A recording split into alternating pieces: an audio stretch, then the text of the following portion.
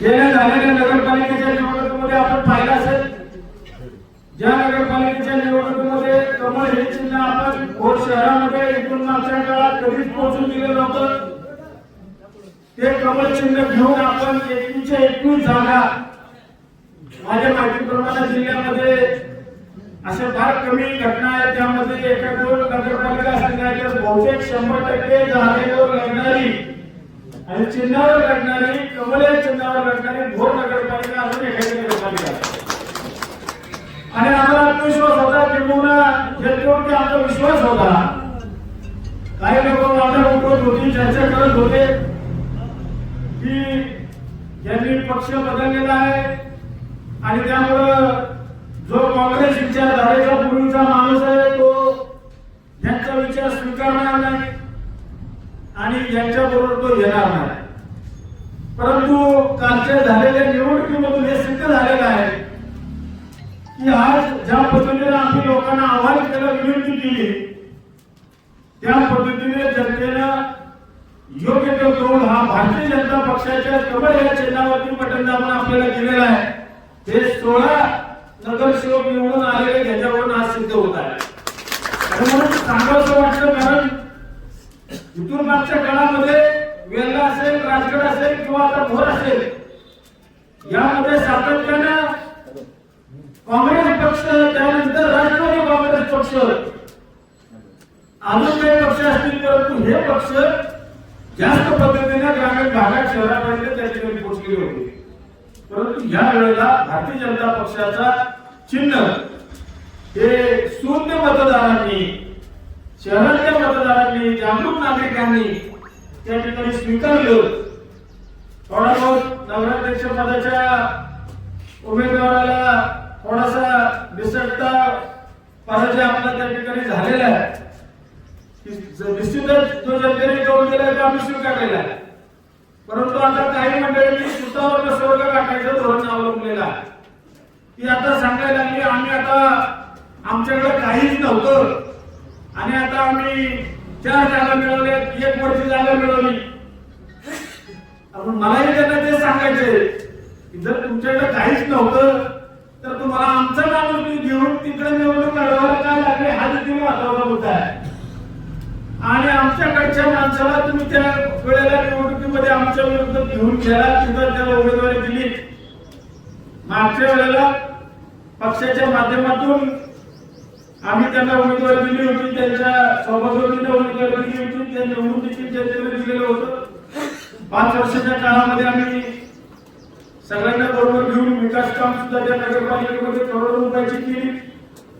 आणि आता या घडीला थोड्या बहुत मतांनी आपला जरी त्या ठिकाणी पराजय झालेला असला तरी सुद्धा मताची आकडेवारी जर का काढली तर ती भोर शहरामधल्या एकूण 12-12.5 झालेल्या मतदानापैकी जवळपास 65% मतदान हे भारतीय जनता पार्टीच्या उमेदवारांना त्या ठिकाणी मिळालेले चित्र आहे.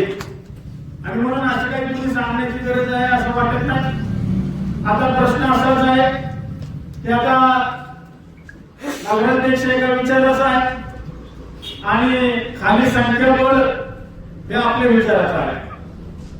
आणि मग आता जो निर्णय दिलाय तो त्या ठिकाणी आपण सगळ्यांनी स्वीकारलेला आहे. परंतु 16च्या 16 नगरसेवक हे भोर शहराच्या विकासासाठी कायमस्वरूपी त्या ठिकाणी कटिबद्ध असतील अशा पद्धतीने आपल्याला त्या ठिकाणी द्यावासा वाटतो.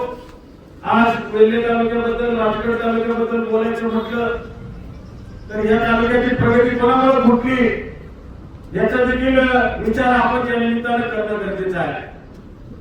गेले अनेक दिवस आपण ज्या विचारधारेमध्ये होतो त्या विचारधारेमध्ये निवडणूक आली की पक्षाचा आदेश यायचा की तुम्हाला आघाडीचं काम केलं पाहिजे.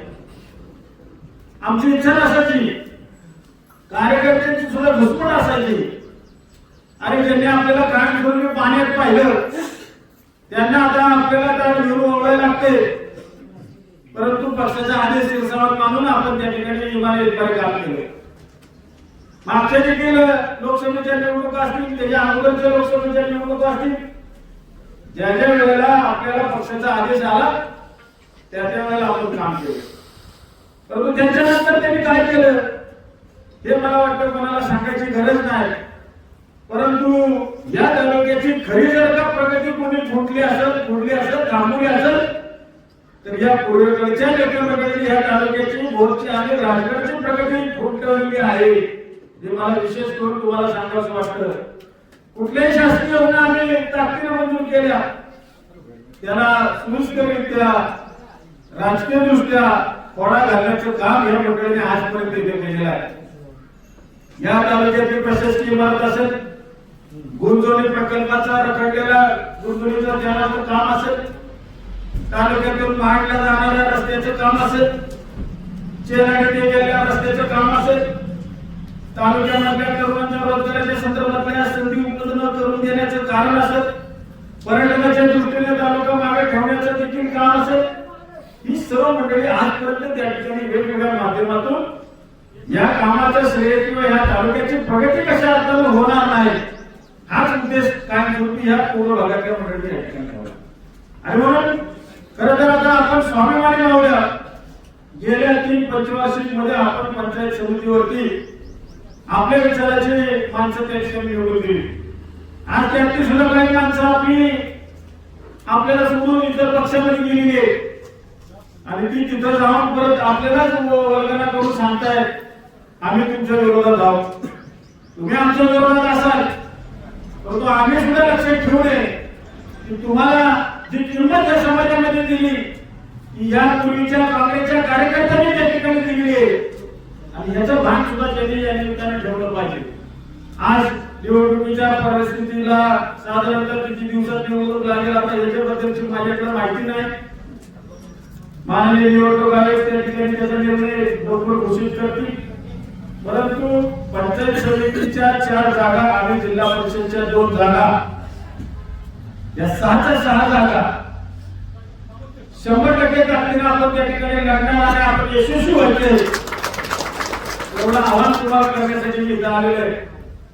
दर शुक्रवारी पूर्वीच्या काळामध्ये आपण पंचायत समितीमध्ये सातत्याने मी यायचो, तिथे तुम्ही सर्वांचे प्रश्न समजून घेण्याचा प्रयत्न करून सोडवण्याचा प्रयत्न करायचो, सर्व पदाधिकारी आपण एकत्र यायचो. आज स्थानिक स्वराज्य संस्थांच्या निवडणुका लांबीवर पडल्यामुळं आज आपण पंचायत समितीत सुद्धा बरेच वेळा कमी जातोय. परंतु आज आपल्या हक्काचं ठिकाण एक पक्षाचं कार्यालय आज आपण या ठिकाणी उपलब्ध केलेलं आहे. हे कार्यालय रोज त्या ठिकाणी उपलब्ध असणार आहे. प्रत्येक प्रमुख पदाधिकाऱ्यांना सुद्धा माझं सांगणं आहे या कार्यालयामध्ये प्रत्येक गावच्या नागरिकांच्या असणाऱ्या समस्या आणि त्याचे निराकरण करण्यासाठी आपण प्रत्येकाने त्या ठिकाणी वेळ द्यावा.